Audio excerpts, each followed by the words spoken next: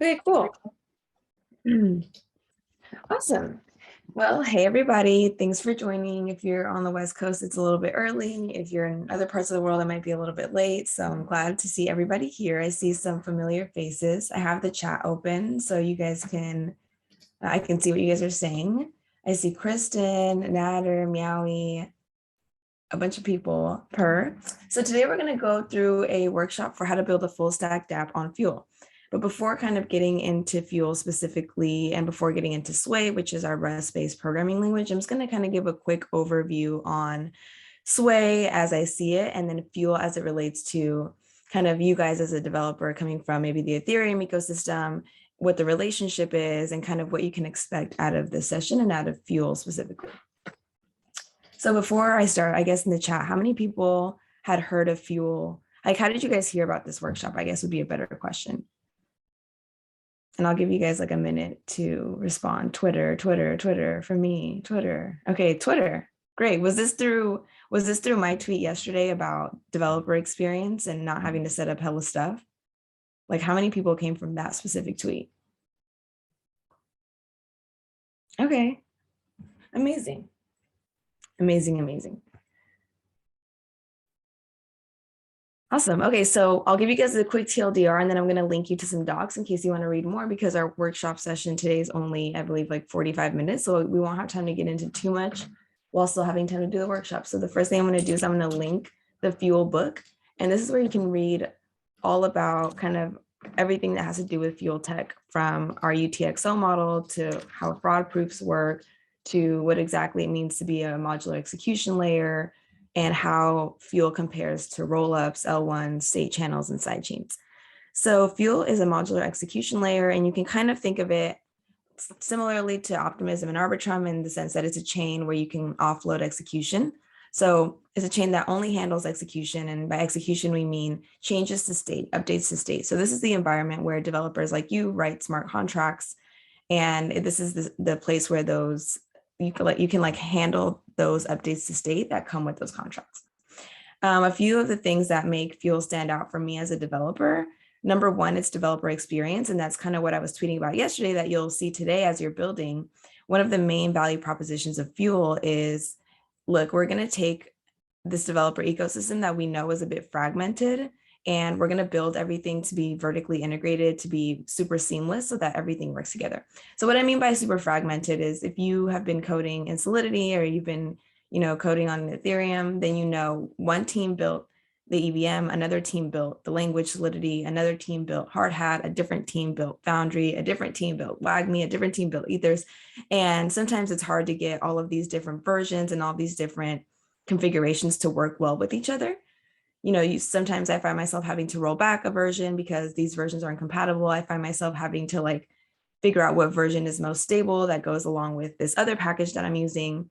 And that's kind of annoying. And that's kind of what Fuel looks at and says, how can we create a better developer experience so that as a developer, you don't have to think about all these things and it can just work. So that's the thing I want to highlight today.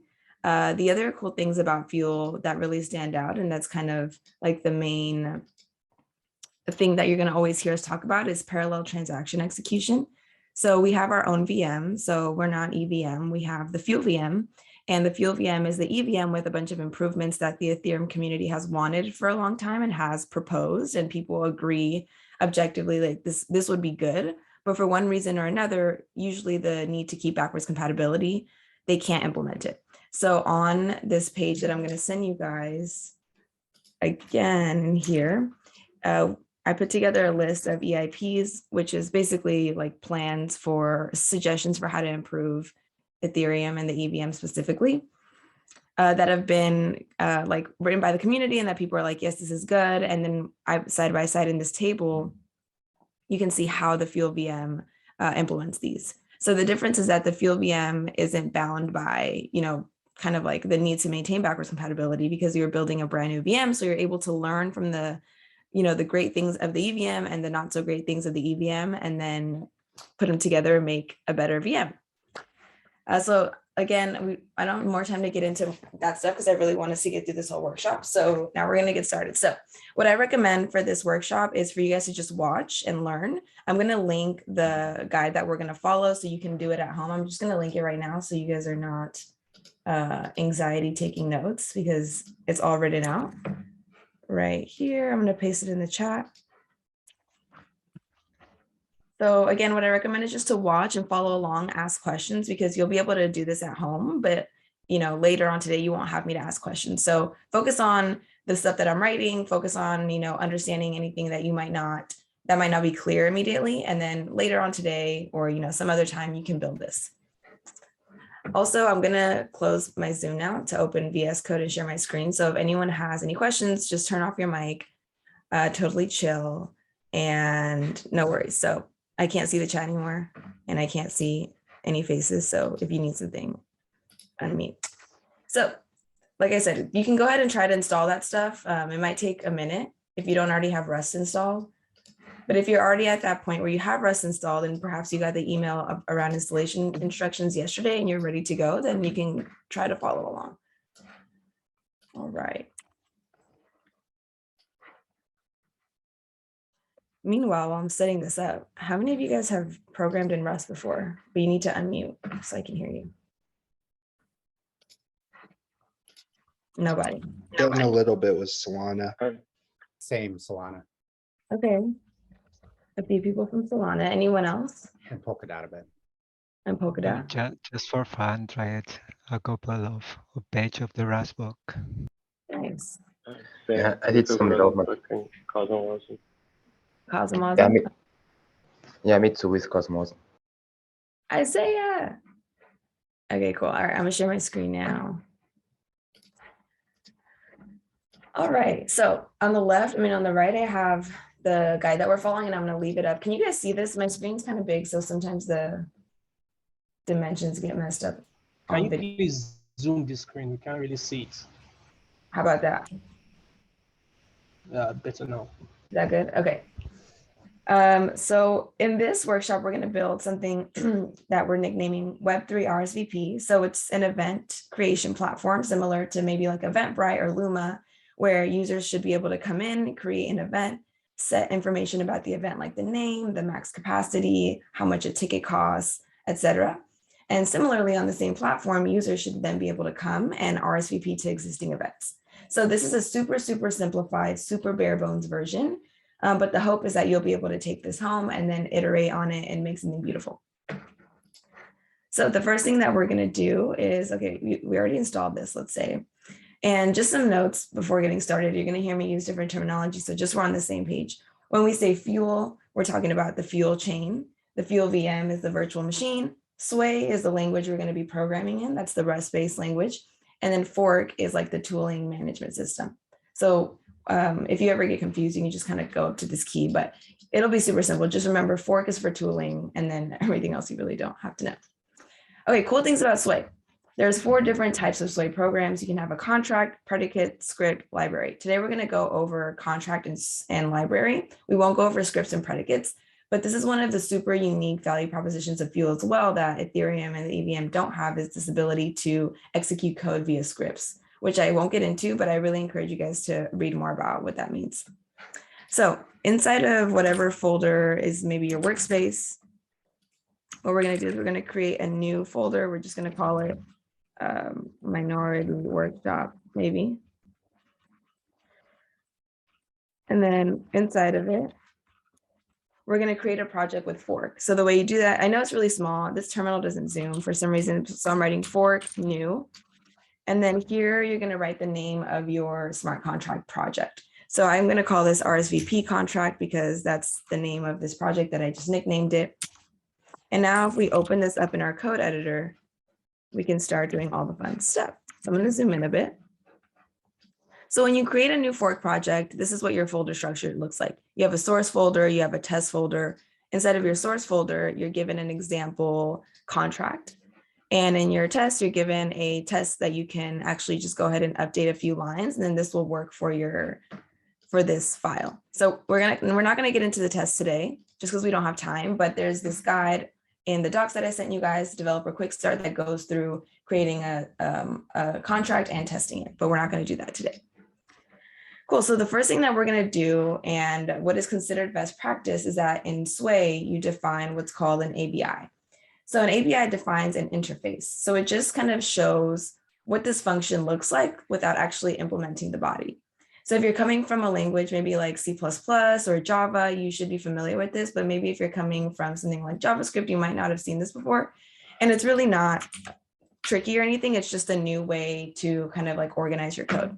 So in order to define our ABI, we're going to create a new file because this isn't going to go in our main file. And here I'm calling it events platform dot SW. And here's where we're going to define this ABI. So remember, when we're making this program, we need to be able to handle a few things. The first thing we need to be able to handle is creating a new event and setting the details about that event. The other thing we need to be able to handle is a user RSVPing for an event. Now, if you wanted to really implement this, you could probably have many more functions, and I actually encourage you guys to check this out. This is actually a recreation of the project we did here. I know there's a few people in this lecture who actually took this course. So if you're interested in kind of comparing how Solidity and Sway works, this is a direct rewriting of this smart contract. So maybe I'll just link you guys here.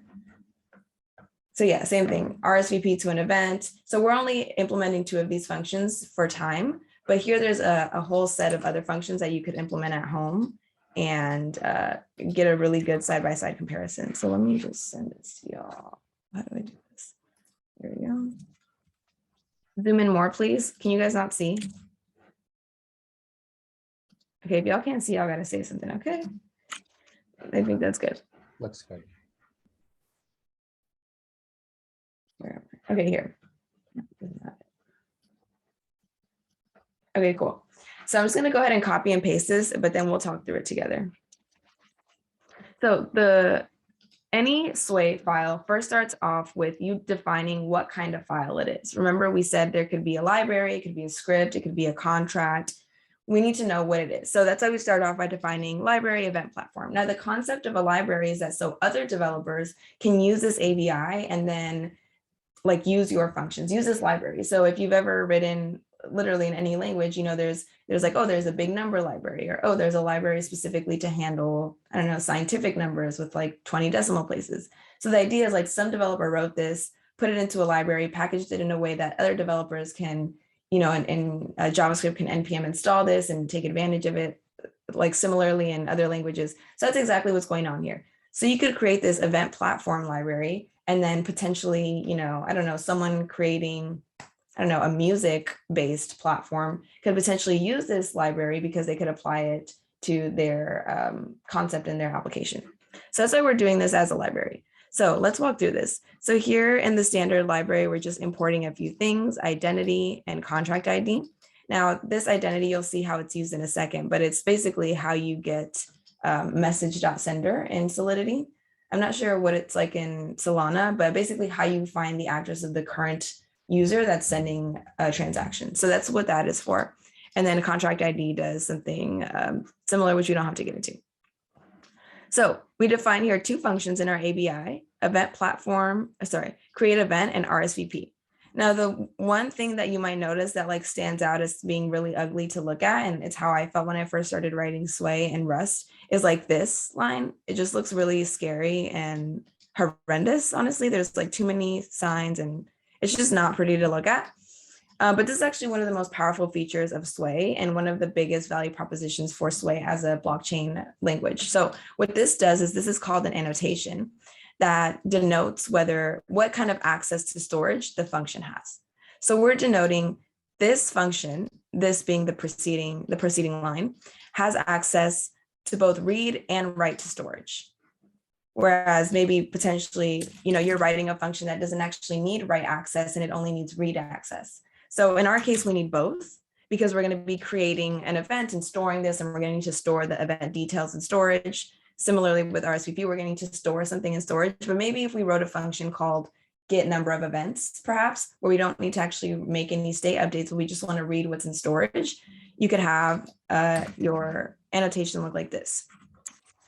And the reason why this is so powerful is because when you're writing in an adversarial environment like blockchain, right, where there's like money on the line, there's people's assets, this isn't a place where you can kind of apply the concept of like move fast and break things. Sometimes you don't even know that you're accessing storage when you're writing in Solidity and probably in other languages. So sometimes you as a user, you as a developer, don't even know that you're interacting with something that interacts with storage, and that could lead to unintended effects. So that's the great thing about this. It's like for the developer, it's super clear what access this should have and how it should be able to manage storage. Okay, cool. And then here you see all we're defining is the name, the arguments, and the return type. So our arguments for our event creation is the max capacity, is the number, the deposit, the event name. And for the event name, we're setting a maximum string length of 10. One of the things that is still a challenge with Sway being that it's such an early language. So yeah, maybe I should have prefaced that. Sway is a very, very early language, like compared to other languages, right? Even compared to Solidity, compared to Move. Move, they've been working on it for like 5 years, I think. I think Sway has only existed for like 2 years, maybe like 2.5 years. If there's any Fuel people, correct me if I'm wrong.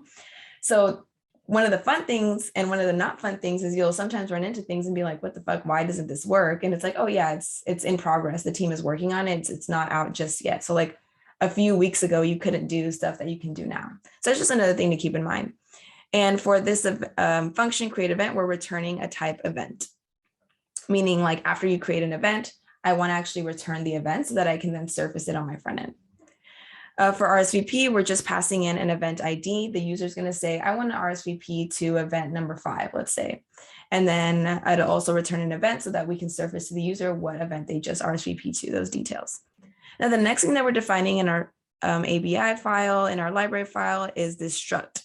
Now, the reason that we're defining it here versus in our main file is because, again, if you're thinking about this as a library, the person who's using your library will also need access to this struct because it defines how your event struct, how it's actually stored. So for people who maybe aren't familiar with structs, this is just a data type, kind of similar to an object in that it holds key value pairs of different mixed types of data.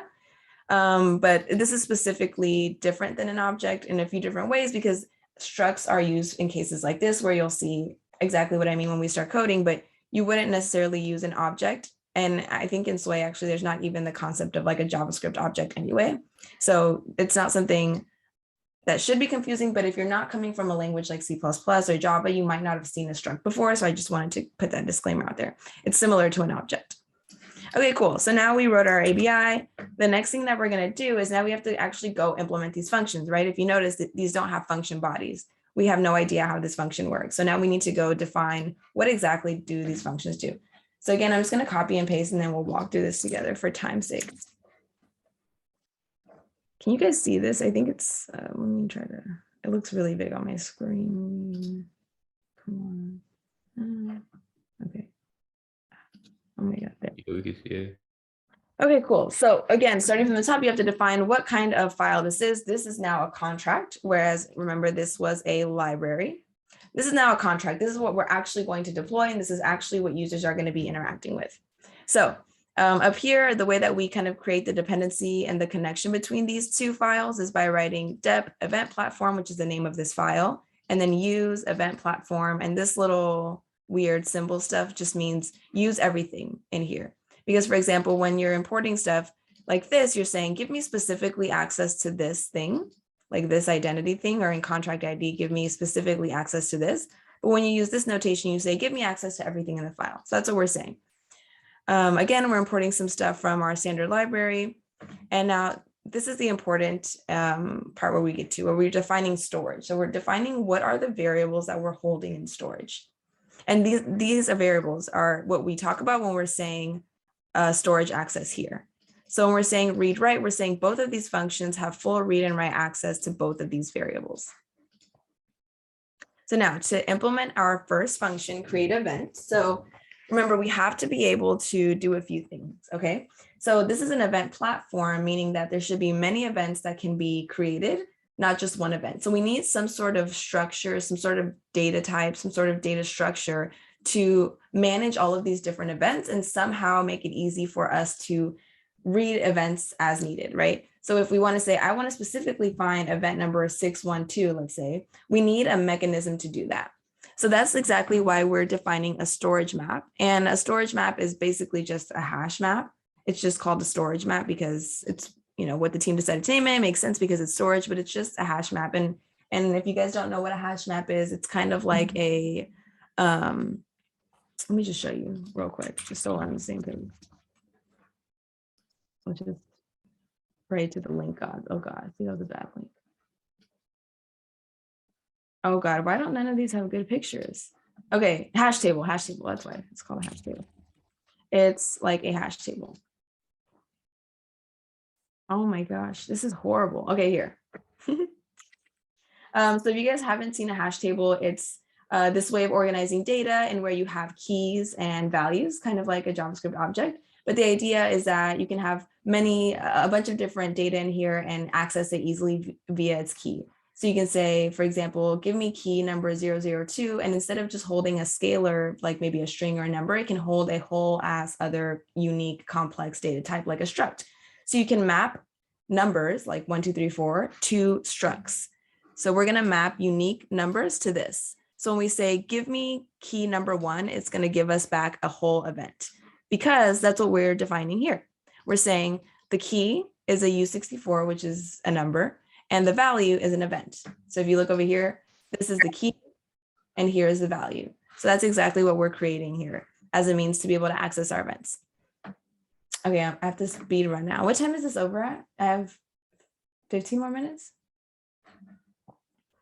Okay, well, if anyone knows, just holler. So now, okay, now we're at create event. So how do we actually create this event? We have to implement the same argument type and return type that we did in our ABI, right? That makes sense. So now what do we do? So you'll notice the other variable that we're holding in storage is an event ID counter. Now, mind you, a lot of the ways that I'm writing here is kind of janky. This was trying to keep it super, super simple. Like obviously you definitely shouldn't do this in production. But again, this is kind of just for like keeping a very easy beginner friendly workshop. So we're setting an event ID counter and we're starting it at 0. And the way that we're producing this unique ID for every event is we're just taking the current value of this. So the idea is that as you create an event, you grab that current value and then you increment that number. So on the next event creation, there's a new unique ID. So that's what we're doing here. First line, let campaign ID equals storage.eventID.counter. So the way that you access these is just like you maybe would expect, storage.variable name. Cool. So now we say, all right, let new event equals a new instantiation of this event struct, which remember is this. It's called event because we called it event here. If we call this applesauce, it would be called applesauce here. So just keep that in mind. So that's exactly where the name comes from. This isn't like a reserved keyword or anything. This is simply highlighted because that's what we called this. So we're saying, all right, let's create a new instantiation of this struct, the unique ID being the campaign ID, which we got up here. The max capacity comes from the user passed this in. Remember, these are arguments. So this means we're expecting the user to pass this in. And when we build our front end, this is going to be passed in via a form. So like Luma, right? When you go in and make a new event, it's like, all right, it has a box for event name, it has a box for event time. That's exactly what we're going to implement. So all these arguments come from our end user. So we set the max capacity also according to that, the deposit according to the argument. Now the owner, being the person who created this event, this is how we grab their address, message.sender.unwrap. We call this unwrap method. And for a future implementation, we don't have enough time to go into it today, but a future implementation use of this is that you say, okay, the deposit or the payment, the price, the money should be released to this person. Because if I'm creating an event and I'm selling $10 tickets, I'm going to want that money, right? So that's something that you could implement by yourself. And now I'm going to leave some guidelines for how you can do that and kind of extend this project. Name also comes from the arguments and number of RSVPs. We're setting it to 0. So on every new event creation, it's kind of like a constructor where we're saying like on every new creation, this is what it should look like. Some of these are dynamic, meaning that they're passed in from our user. And some of these are not dynamic, meaning that we're hard coding in values like 0. All right, cool. So now we've created a struct, but the struct is just like floating in space by itself. We haven't done anything with it. It just exists, but it's not stored. So now the next thing we have to do is we have to actually store this into storage, like put it back in here, make an entry to our hash table, or AKA our storage map.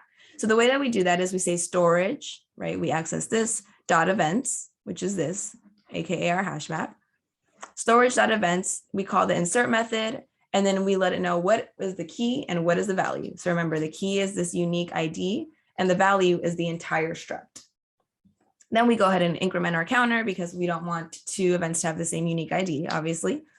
And then finally, we want to return our actual event. So because we've already implemented our counter, we're going to go back one index and then return that. So we say let mutable. So this mute keyword is something that might be new to you guys. So all variables are by default immutable in Sway.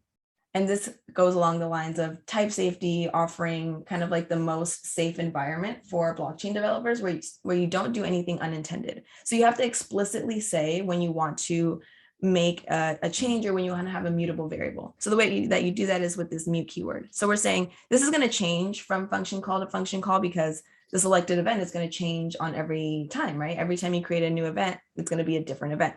So we're saying, hey, this is going to be mutable. So selected event equals storage.events.get, and then the key is going to be the current counter -1. We could have moved this line up here and not done the -1 and just kept the normal one. But the idea is that we don't want to accidentally either forget to move our counter up, or we don't want to accidentally like potentially run into some sort of attack where all of the event IDs are the same. So you increment first, just like around when you're thinking about reentrancy, you flip the flag first and then you give the money. And if that doesn't make sense, don't worry about it. We'll talk about that. Okay, now implementing our second and final function, RSVP. So now for this function, your user is going to say, I'm going to pick this ID and I want to RSVP to this. So what does that mean when someone RSVPs in the context of our struct? What that means is that one, the number of RSVPs should go up, right? And we need to, that's really the only thing that we're going to change, but that's the kind of the thing to keep in mind is like, when you're dealing with these types of data types, like a struct, and you're constantly like, so here we created it, right? And here in this next one, we're going to update it. And like I said, for this one, this is a super bare bones example. You could extend this a lot to do like real kind of more like production grade functionality. So just keep that in mind when you're working on stuff like this, to really look back at your data structure and understand what needs to change in this. So for us, what needs to change right now is just the number of RSVPs, because remember, we default set all of them to 0 upon creation. Okay, so then what we do is we go ahead and say same thing, let mutable selected event, because it's going to change from time to time, equals storage.events.get current ID, or sorry, event ID, which we get from the user, because remember that we're going to have a little text box where people pass in an ID.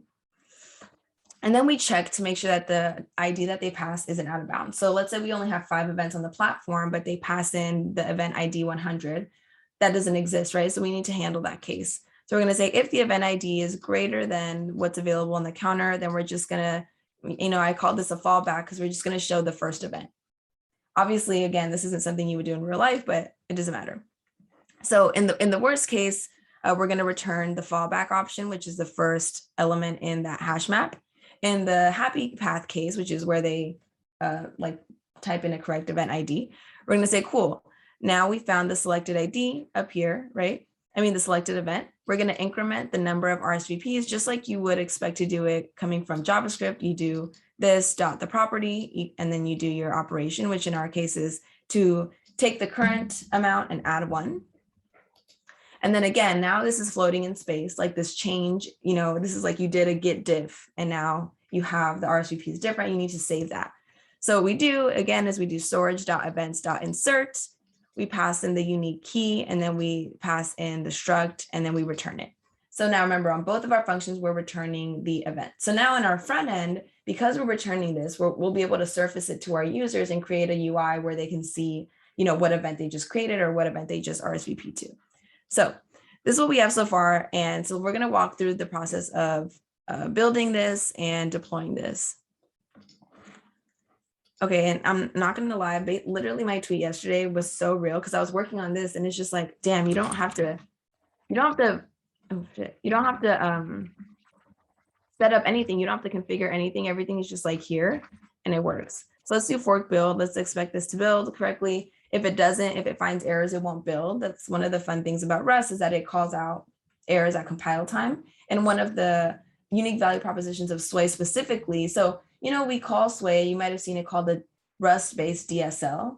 So like that means domain. Okay, so what that actually means, right, is that it was created specifically for blockchain development in this context. That's exactly what it means, right? So this isn't like a general purpose language where you could maybe, I don't know, do other things that you can do with Rust. It's specifically for developing for blockchain. So with that in mind, the compiler engineers wrote in some features that make it unique to solve problems of blockchain developers. One of those things being, for example, if in your contract you are vulnerable to a reentrancy attack, meaning that someone could potentially like attack your contract and drain out all of the money unexpectedly, the compiler will actually warn you at this point where you do fork build. It'll say, line, whatever, you have a vulnerability. So it's tailored to the specific use cases that we're building for. And that just goes again, along with like this whole concept of type safety and safety in an adversarial environment. So we went ahead and built this. I'm going to go back to my thingamabob. So you'll need to install the wallet CLI, which I already have, but the steps are here, super easy. And you're going to get a Fuel wallet. So let me show you what mine looks like. So if you just do, once you install and you do fork wallet list, it'll list out your wallet. This is my wallet address.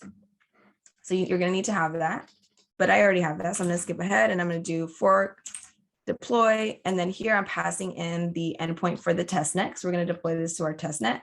And we're setting the gas price to 1 because if you, I'll just delete it so you can see, if you don't do this, it'll complain and fail saying that there's not enough. Okay, well, see, it doesn't always do it, but sometimes it'll complain and fail about the gas being too low.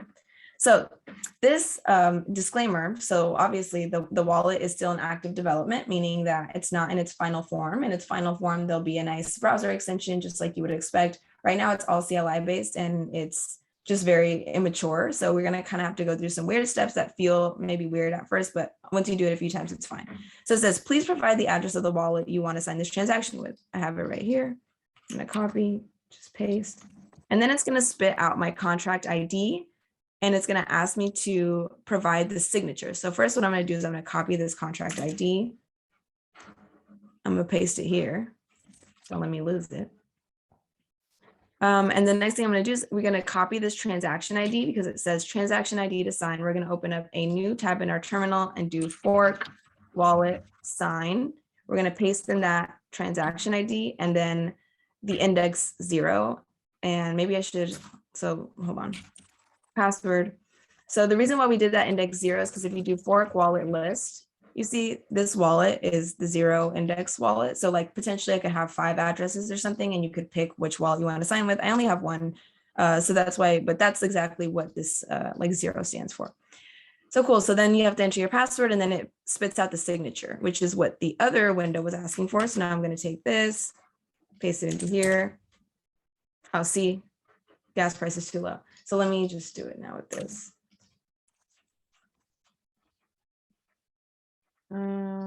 Wallet.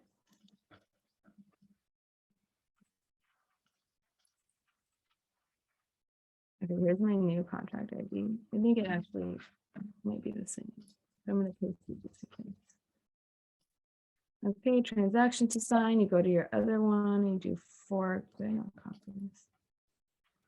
Fork wallet sign.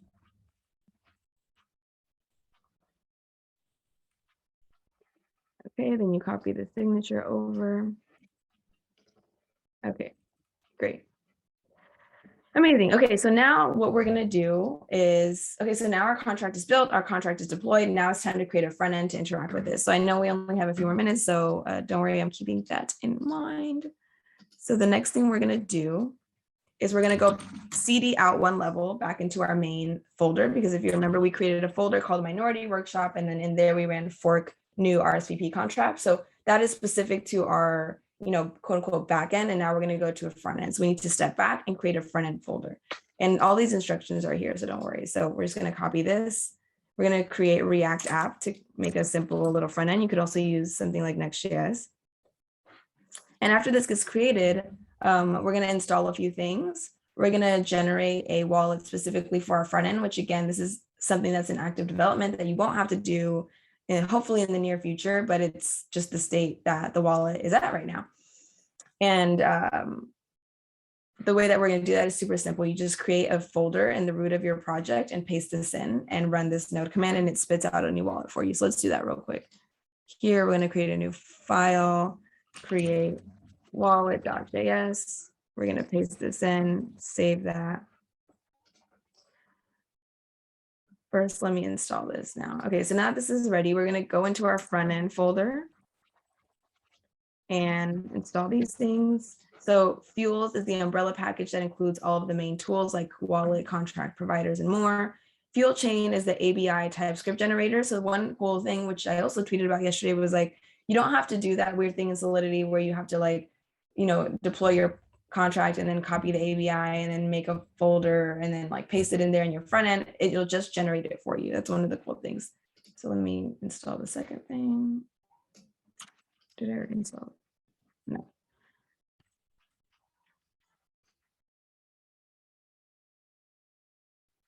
Okay, great. So now we're going to run this command, which is what's going to generate the types for us. So let me run this so you can see. I'll clear this so you can see. Cool. So it generated our typings, and now in our front end, we have our contract factory, which is the ABI stuff that we need to build a front end. So that's great. Now that this is done, we're going to create that new wallet. So remember I said, for interacting with the Fuel network, we're going to have to submit signed transactions. So the Fuel TypeScript SDK, which is what we're going to use now to build our front end, currently isn't supporting the wallet integration. So we have to create a non-safe wallet in the web app. So basically, don't ever do this in real life. This is for development purposes only, because this is an active development. Again, in the end, you won't be able to do this, and you shouldn't do this. Just a little disclaimer. So we're at the step, I already copied this, and we're just going to run this command, node create wallet.js. And I didn't even copy it. And this is going to spit out a address and a private key. And that we're going to use that real quick. So let me just go ahead and go get some coins. So we're going to take our address, go to the testnet faucet. Just paste our address in there. Okay, done. All right, so now we have coins to do this. All right, so now to the fun part. So we're going to go ahead and actually write out our front end. So in app.tsx, this is just a simple React application. We're just going to play on this page. I'm just going to delete everything, and I'm going to paste in what we have here, and we'll talk through it. So super simple. Let me go ahead and paste in my wallet address. So this is my contract address. So I'm going to edit this contract ID with my contract ID, and then wallet secret will be replaced by the private key that was spit out from here when you did node create wallet. So that's this. And this is all written out. So don't worry if you don't remember or whatever.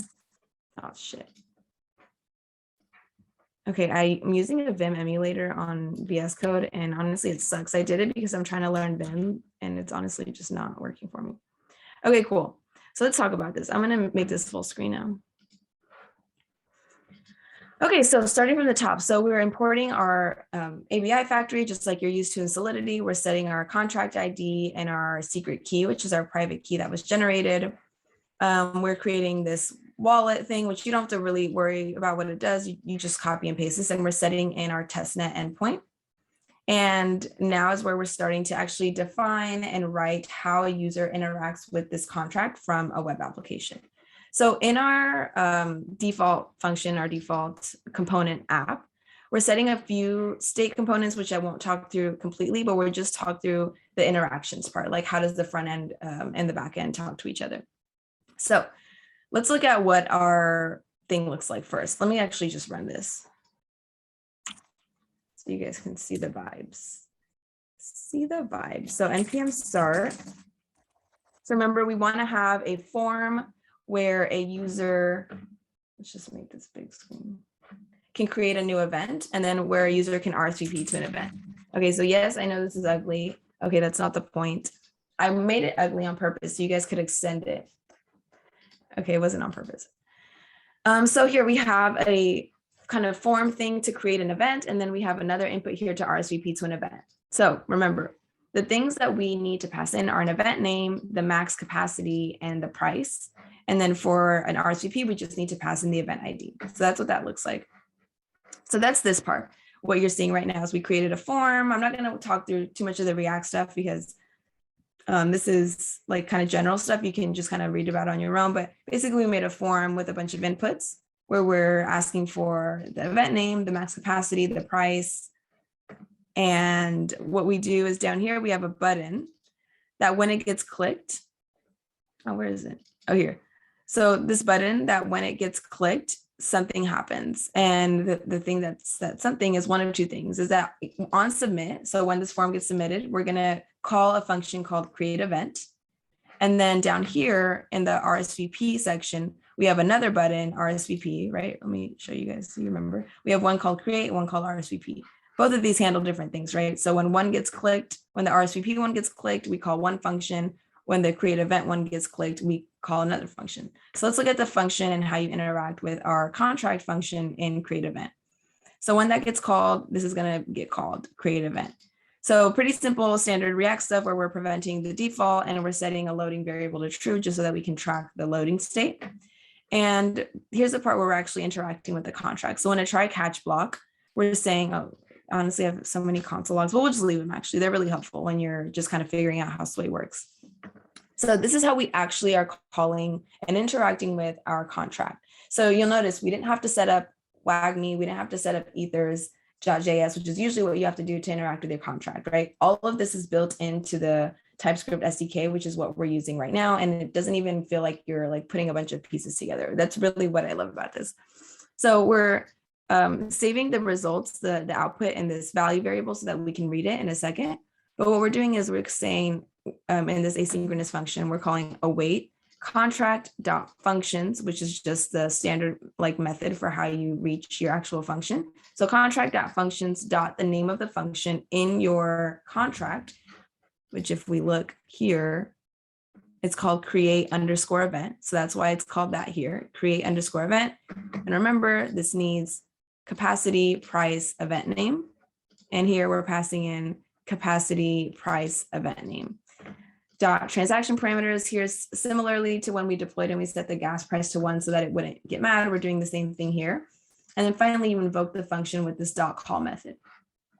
Done. And what we're doing is I just logged out all the values and then, set some of the state things. And down here, when this flag is true, so when an event gets created, which gets flipped here. So when event creation gets set to true, meaning, hey, the user just went through the process of submitting an event. When that's true, then we're going to output the new event that they just created. So let's go look at that real quick. So if I say per party, 100 people is the max and the price is $10, and I create this, the event was created. All right, cool. So now it's telling me my event was created. Here's the event name, my event ID, etc. Great. So now let's go through the process of what it means to interact with our RSVP one. So down here, remember, we have another input where we're asking the user to pass in the event ID. And when they click the submit button, we're calling a function here called RSVP to event. So let's go find it. Here it is, RSVP to event. Again, in a try catch block, super simple. We're calling it the same way, contract.functions.rsvp. Now, again, you'll notice it's called RSVP because here it's called RSVP. So these are the names that you're matching. We're passing in the event ID, transaction parameters, gas price to 1, and then actually invoking it. And here we're doing the same thing where I'm actually setting the state with what's returned from this value. So if we actually go look in the console, we can see what we're actually getting returned and how we're kind of massaging it out to work for us. So let's see. So can you guys see this? Okay, cool. So when we created the event, this is what actually got returned. So remember, we're returning the whole ass event. So this is what got returned. It's like this weird, like long, like kind of hard to read thing. So one thing that you'll note here is, remember I said we set a static length of the event name to 10. And here I only use 4, 5, 6, 7, 8, 9. So that's why it's giving this weird thing. But if I create something with 10, Actually, you guys weren't supposed to do that.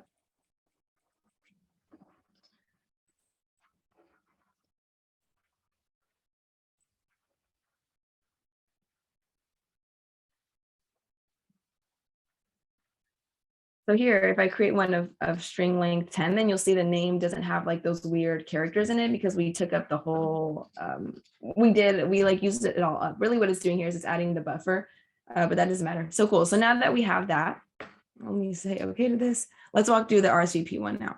So again, we already just did. Okay, yeah, super simple. We're literally just setting the state, but now the only thing that's different is that when a user RSVPs, we also want to display the event that they just RSVP to so that we as developers, first of all, can check that they're actually RSVPing to their intended event, and two, so that the end user, they can see what event they RSVP to.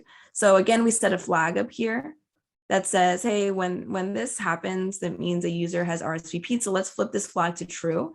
And that'll control the logic flow for down here. So we can say only display this if it's true. If it's false, meaning there has no RSVP has been created, we don't want to display this, right? Because it'll be confusing if there's no RSVP, but we're saying there's an RSVP. So that's what this logic does, is we say, hey, if this is true, then go ahead and display this. So far, where am I?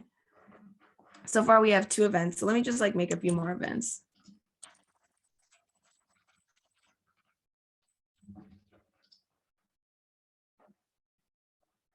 Okay.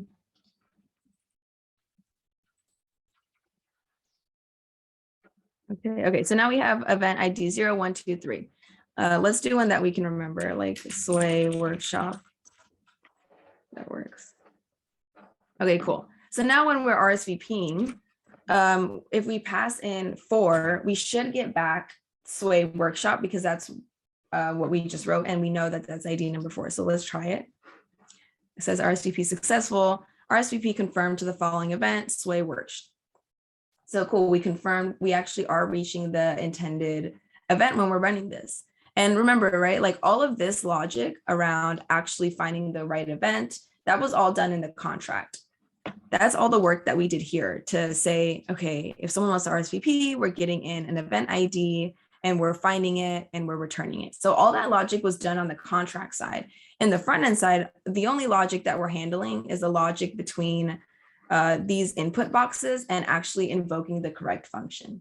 So when you're first starting out writing dApps, at least for me, I remember it was like a little bit confusing understanding what logic lives where. So kind of the way that I like to just set it in a very simple, overly simplified way is just like all of your business logic is done in the contract. And then all of your other logic is handled in the front end. And by business logic, I mean like, what is the mechanism for identifying an event? What is the mechanism for storing a new event? Like all of the actual kind of like tasks you need to check for are done in the contract. And then this stuff is really just like how to take stuff from the user and make it go to the contract. That's all the front end is there for. And we're done. Like we did it. Like, again, this is a very simplified, overly simplified version. We'll take some questions now, but before we do that, again, I wanted to point out, did you notice how we didn't have to install any like third-party thing? We didn't have to like configure any versioning. We didn't have to like, I don't know, set up all of these different things that you usually have to set up to get like a full stack Solidity project going. So that's kind of the main thing I wanted to call out. And if you haven't gotten that experience in Solidity, I would really recommend it just so you can get a feel for what the developer experience difference is. And I would love to hear from the Solana people how it works in that ecosystem. And now I will stop sharing so that I can see you guys and you guys can ask questions and we can talk a little bit about how that just went. So feel free to unmute. And I would love if people turn on their camera so we can hang out. But if not, that's totally chill. Questions, anybody?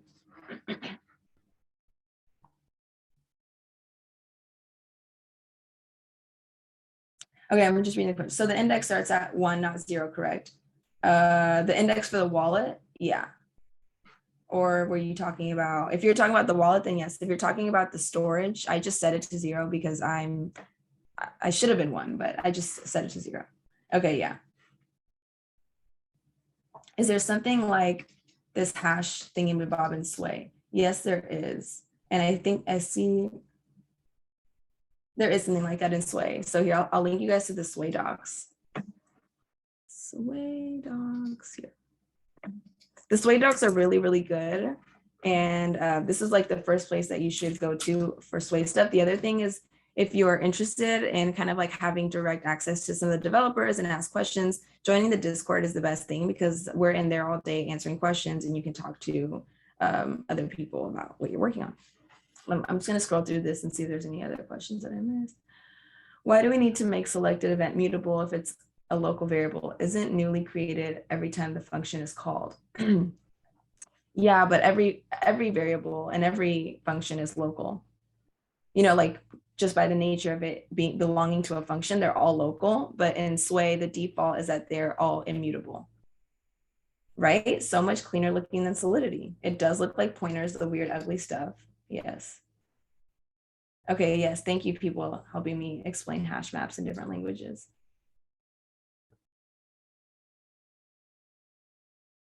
Is there a VS Code extension? Yes, there's a VS Code extension for Sway. So if you just go here, I'm not showing my screen. But yeah, if you just go to VS Code and look up Sway in the extensions, Sway here, Fuel Labs extension for Visual Studio Code. And it gets, you know, it gives you the cool highlighting on .sw files. That's a great question. Thanks for asking that. Okay, oh yeah, go ahead. I'm curious, does there exist like any open source repository that has someone using like the FuelVM with Celestia by chance? No, but that's something that we, as in like Celestia and Fuel, are just now working on. So Celestia kind of just now, so, you know, we just launched testnet like 3 weeks ago. Celestia is just now getting to a place where you can use them. So no, that doesn't exist yet. Okay, I heard I can't write Sway on Windows. You can write Sway on Windows. You just need to use, what did I call it? A Linux subsystem. Yeah, Ian down here is telling you how he's doing it. Maybe you guys can connect about that. Would you recommend learning Rust before Sway? So this is a question I ran into for myself when I was first learning Sway. The answer is, I don't think so. Like, I haven't felt like I'm missing anything from not learning Rust. I was learning both at the same time, but then they were so similar. They converged in a lot of places that I felt like it just made sense that if I learned Sway, I would then learn Rust because it is based on Rust. So no, I don't think you have to go through the trouble of like going all the way from zero in Rust and then learning Sway. I think by learning Sway, you'll pick up Rust.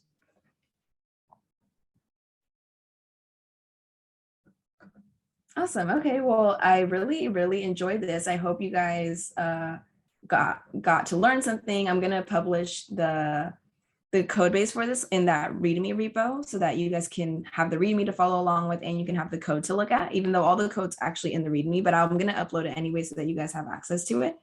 And if you guys are good with questions, then maybe we can call it here, but I'll paste in my Twitter and then I'll paste in Sway's Twitter and Fuel's Twitter so that you guys can keep up. We have a really sick grants program. We have, we're working on a bunch of cool things like an ambassadors program. So if you're like, oh, I'm really into this, this is really cool, I could totally see myself becoming a contributor in any sense of the word, then definitely follow Fuel on Twitter, join the Discord, and that's kind of where we'll be announcing like all this type of stuff.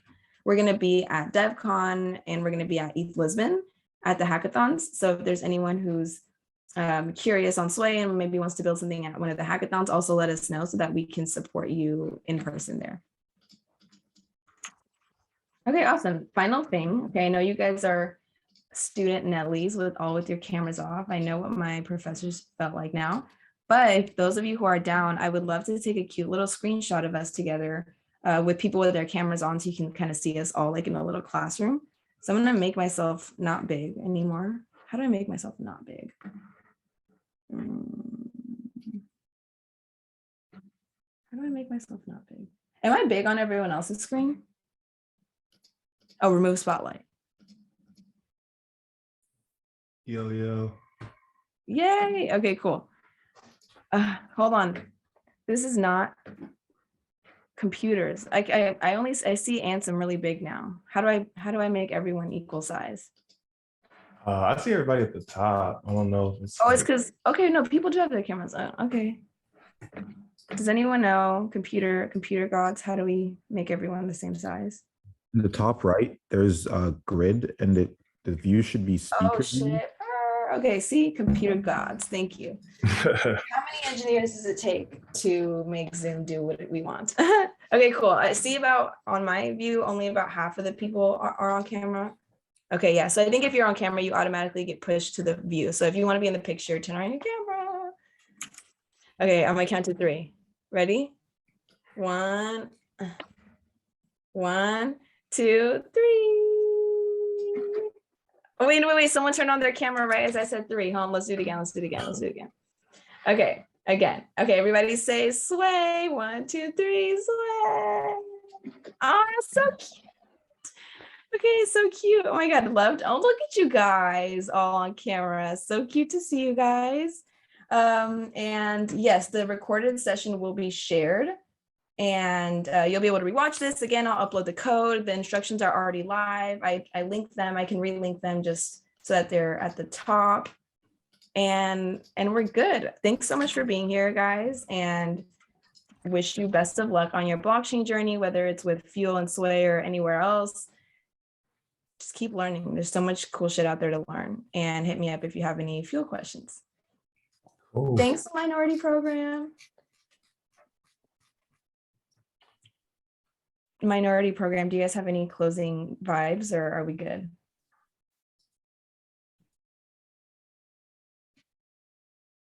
Okay, well, I think we're good.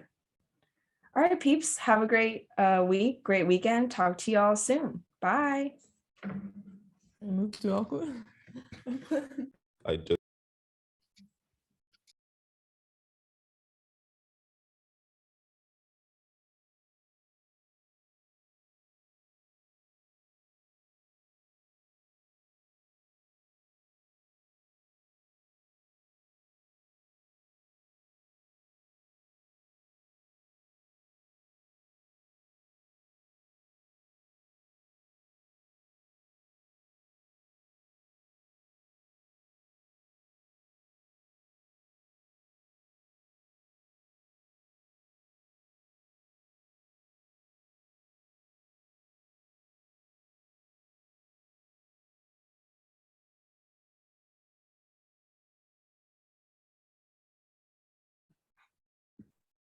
Howdy, everybody.